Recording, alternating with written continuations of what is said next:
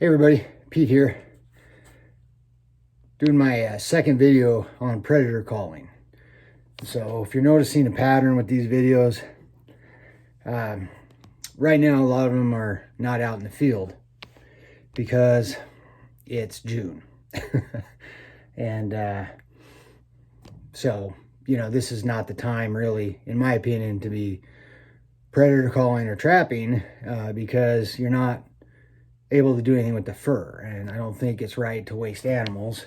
That being said, I do have a couple animal control jobs going on right now, which you've seen in my trapping videos lately. I just pulled up traps out of one of them today. I ended up out there with four coyotes, I think. Four coyotes. And then I got a call from a landowner who has lost 5 calves in the last 3 weeks. And so I've been out running snares around his pasture, getting those set out this weekend. So, but other than that, right now, as you notice, a lot of my videos are here in my home or doing things in my garage. I have had a couple of people ask me if I'm going to be doing any videos in the field, and yeah, absolutely. I'm also trying to do videos right now that kind of help you get prepared. So kind of getting the stuff that you need for the season. So when the season gets here, you're ready. And that includes talking about scouting. I've found a really cool place to shoot a predator calling video for, for a stand location. It's got everything you need really in a good location. And it's in a weird place, that places I like to call, where a lot of guys just get in their truck and they go out as far as they can, thinking that the farther they get away from everybody, the better the calling will be. And sometimes that's true, and sometimes it's not true. But I've found that if you can figure out places to call that nobody else is calling, it doesn't matter how close or far away they are. It doesn't matter how many miles you put on your Jeep. It's about how hard that spot's getting hit.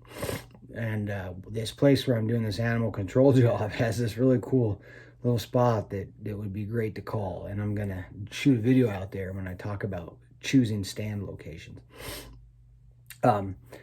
Today we're going to talk about, this is predator calling video number 2, and I'm going to talk a little bit about the kind of gear you need. So the last time I kind of talked about getting started with it and why it's beneficial or whatever. I talked about just kind of introduction to predator calling, I think is what I called the video.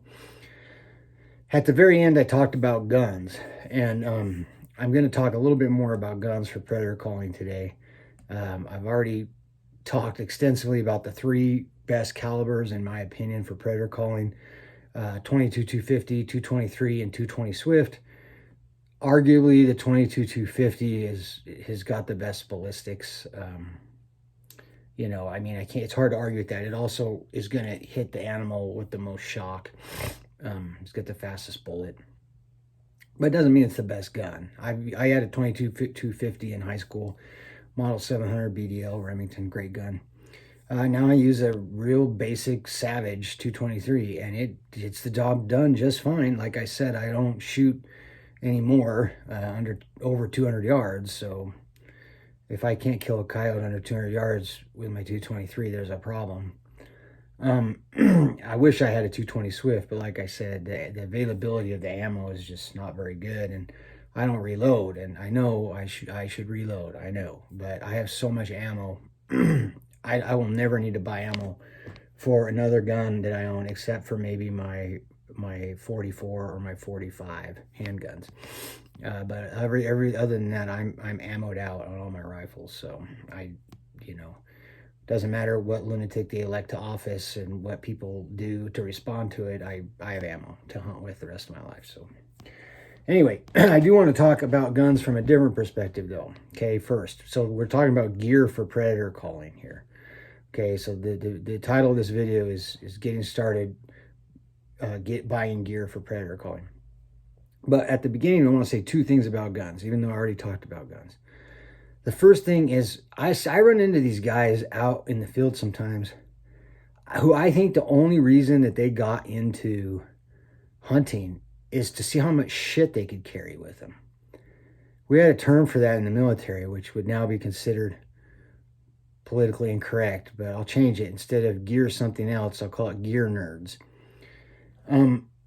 And like I run into guys deer hunting and they're carrying a rifle and 2 sidearms.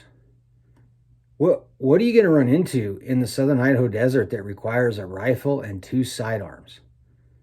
You know, I ran into guys bow hunting who are carrying a bow and 2 sidearms. Now, if I'm in lion country or bear country or wolf country, then yes, I will carry my 44. I don't like to. It's a pain in my butt. It's one more thing hanging off of me if I'm trying to sneak up on something to make noise, but I understand the need for that. But so my point, when you go predator calling, honestly, you need a rifle or a shotgun, depending on your terrain. For a while, I tried to take both. And the reason I did is because this is actually a pretty funny story.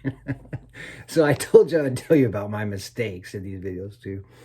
I was down at my young at heart, good looking, doesn't look his age at all, cousin Brent's house in Nevada. He lives in the middle of nowhere, Nevada. That's all I'm going to say. Middle of nowhere, Nevada. And I seriously was worried about running into hostile natives or something on the Stagecoach Road I took out to his house. Anyway, and I wish I could live there. But I wanted to do some predator calling while I was down there. And in Nevada, you can shoot coyotes without a Nevada hunting license. So I was like, this is great. I'll go down visit Brent and I'll go call coyotes. He lives out in the middle of nowhere. This will be great. So I didn't get any coyotes. And I didn't have a lot of chance. I only did a little bit of calling, and it wasn't always the best times of day. You know, I was having more fun seeing all these things down there. Just talk about any remnants of the Old West. That's where you're gonna find it. There's an old stage stop, and I saw where my grandpa worked when he was in college. It was like major spiritual connection, man. Like you could just smell the Basque culture down there, you know. Anyway, but I did have a shot at a couple coyotes. And this one, I was set up in this, there's this water, it was middle of winter, but there was still a little bit of water in this little creek. And it kind of ran north-south, and then there's a big flat area. It was by an old farm. So there's a big flat area. And then there's a big alfalfa field that had been cut. I mean, and when I say big, I mean gigantic. You know, I don't know how many acres, over 100, easy. Probably 300 or 400 acre alfalfa field. I don't know, it went forever. I'm not real good at acres and mileage, but there was a canyon wall on one side and then kind of this old road on the other. So my thought was that, you know, there's lots of brush around the field, all along the canyon wall. If I sit down in this cover, I'll be able to call something out, and it'll have to come across this open area, and then I'll get a shot at it. So I start calling. I got my 223 on my shooting sticks, and I start calling, and like I like to call long stands, so we're going to talk about this. A lot of guys say 20 minutes, but when I call for coyotes, I sit for about 45 minutes because the shy ones sometimes will come in a lot later. So I sit for about 45 minutes. At about 40 minutes, I'm looking kind of off that way, and I see something moving, and I had given up on anything coming at this point. I was about ready to stand up, and I look over, and here comes a coyote, and he's 75 yards away from me, coming across the open plain right there. And I've got my rifle pointed this way, and I'm trying to get it turned to get on him. Okay, I'm trying to get it turned, and I can't. The shooting sticks are sticking into something. What I should have done is just picked it up and turned, and I could have hit him easy. But I was, you know, trying to get it turned. I don't know what I was doing. I wasn't thinking. I get it turned when he's like 15 feet in front of me, and he still doesn't see me. I'm in snow camo, and I get the scope. I can't even see him in the scope. It's on 9. I think I had it on 9. I don't know why. And I fire at him, you know, and he just hops the creek right next to me. I mean, I almost could have grabbed him probably, and takes off into the sagebrush. So after that, I started taking a shotgun with me too, thinking that, if there's one coming that's close, that I could just set the rifle down and it'd sit on the shooting sticks and I could pick the shotgun up and shoot him. Yeah, okay, that makes sense. But you know what? It's too much stuff to carry around. Okay, it's too much stuff to carry around. So what I do is if I go calling with another person, I have them bring a shotgun if we're going to be close together in the same spot, or if I'm going to put him down in front of me, you know. But anyway, you need a rifle. That's all you need, you know. If you want to take a backup rifle, leave it in the truck in case you drop yours or something, then that would make sense. But you need one gun.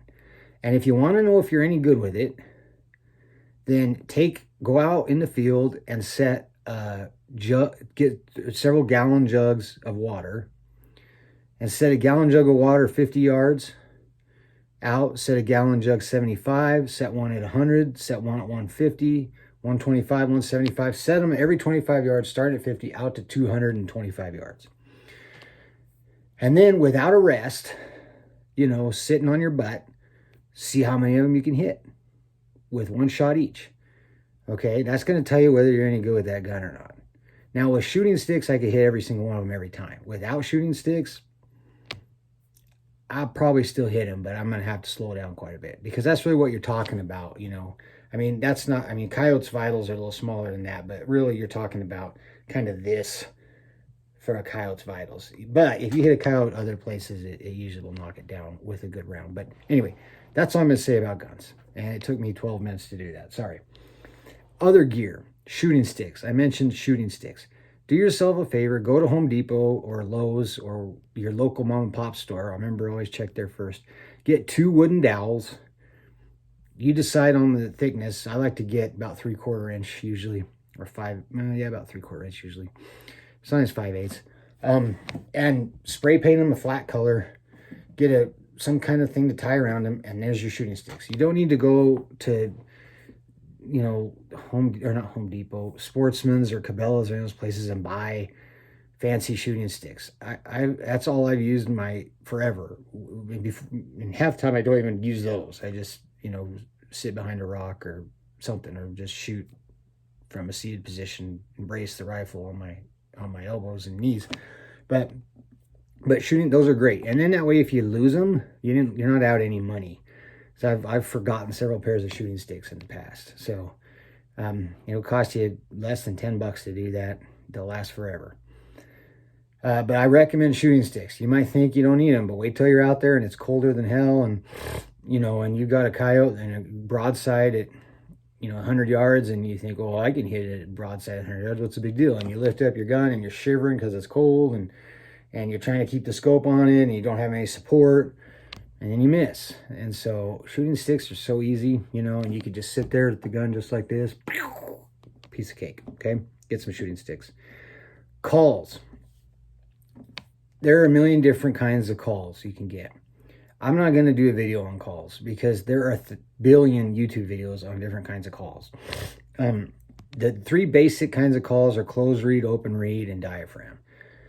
I started like most people did on a closed reed. Later I went to open reeds because you can vary the sound more, and then I eventually settled on diaphragm calls. And if I could go back and do it all over, I would just learn on diaphragm calls. They go in your mouth. They sit in your mouth. You have both hands free. You don't have to sit here and do this kind of garbage and move around. And you can create your own tones with them based on how you use your own voice. And so they don't, my diaphragm call, and I could buy 2 of the exact same diaphragm calls and give one to my friend, and we're going to sound different on them a little bit. There's going to be some nuances that are different. And that's why I like them. And I have friends who use electronic calls, which electronic calls, I'm not a big fan of at all.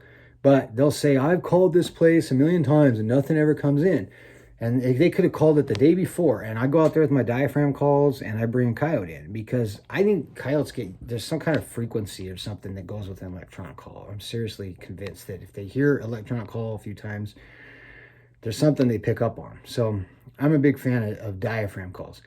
If you want to buy them, I recommend buying them from MFK. And if you go to my subscriptions on my channel, MFK Game Calls, they're out of Arkansas, I believe. They make the best diaphragm calls I've ever heard in my life. My percentages went clear up on coyotes when I started using them. I highly recommend them. Highly recommend them, okay? Camo. Guys, this is not like a Sylvester Stallone movie. Okay, you don't, or Arnold Schwarzenegger movie. Your camo, there's two kinds of camo. Okay, there's camo that's made to look like something, and there's camo that's made to look like nothing.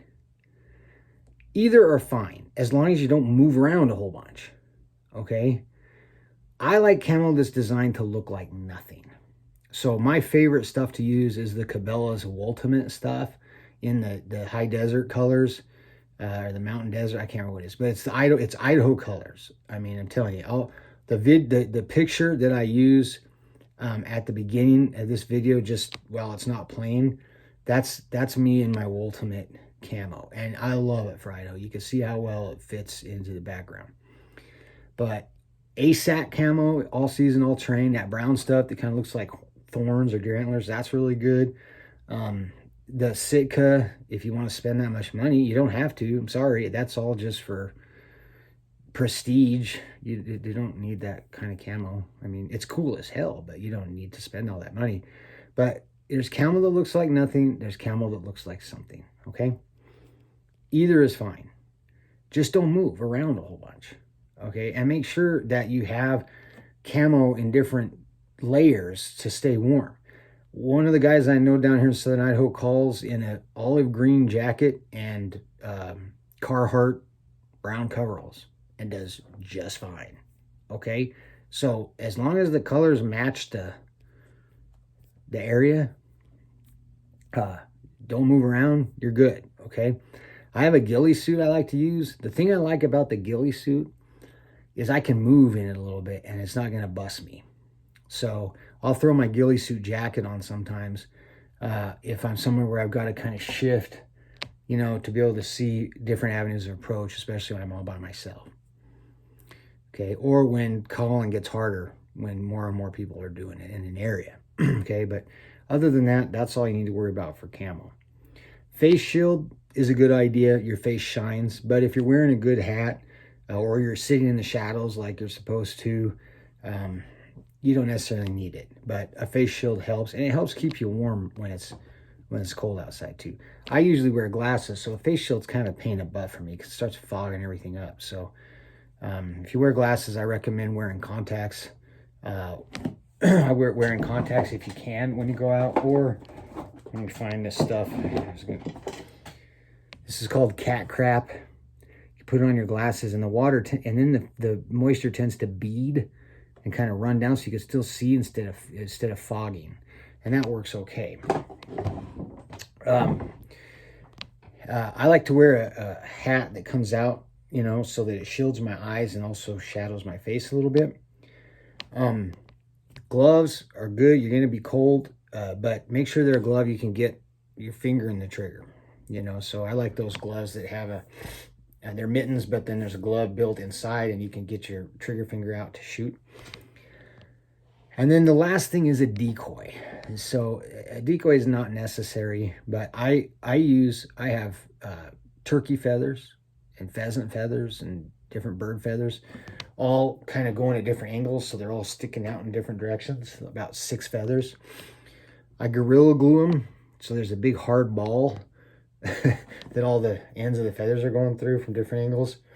Then I have some twine on it that comes up about 6 inches up the twine. I have a piece of white cloth about that long and about that thick tied, okay?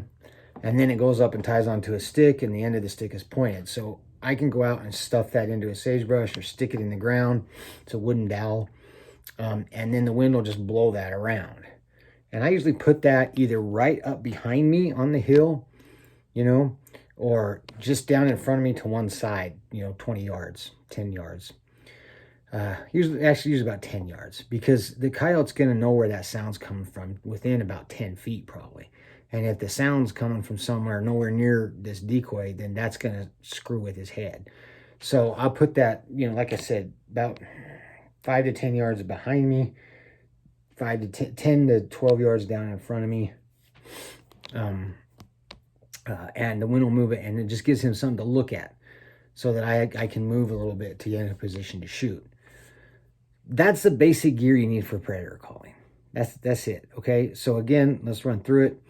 You needed some calls. You decide what you want, what kind of calls you want to use. I recommend a coyote call, like a howler, and I recommend a coyote in distress, and I recommend some other kind of game in distress, rabbit or bird.